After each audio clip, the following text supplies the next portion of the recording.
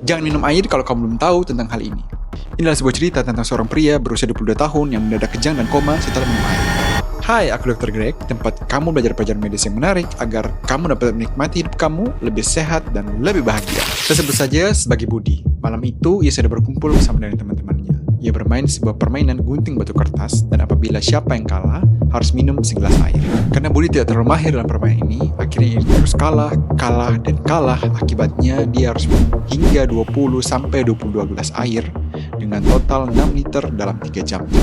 Awalnya, Budi merasa baik-baik saja, namun beberapa jam kemudian ia mulai merasa gelisah, pusing, bicaranya mulai menjadi ngawur, muntah-muntah, hingga akhirnya kejang.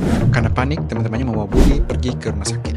Saat tiba di IGD, pasien pun diperiksa, didapatkan adanya kesadaran menurun hingga koma, adanya kaku pada otot, dan juga kejang terus-menerus, tidak berhenti, disertai dengan tekanan darah yang sangat tinggi. Lakukan juga pemeriksaan tambahan, yaitu pemeriksaan elektrolit, dan didapatkan adanya kadar natrium yang sangat rendah hingga 120 mmol per liter. Kondisi ini disebut sebagai hiponatremia akut, yang disebabkan oleh karena kadar garam yang turun secara drastis dalam waktu cepat oleh karena konsumsi air yang berlebihan.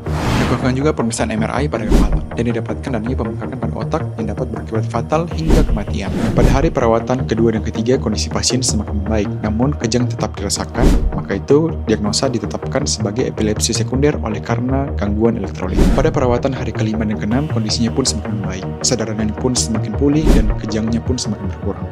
Akhirnya, pasien pun boleh dipulangkan tanpa komplikasi lebih lanjut. Yang remehkan sebuah kondisi water intoxication ataupun keracunan air oleh karena minum air dengan jumlah banyak dengan waktu yang singkat, karena dapat berakibat fatal. Mau tahu tentang cerita medis menarik lainnya? Klik like and follow agar kamu gak ketinggalan.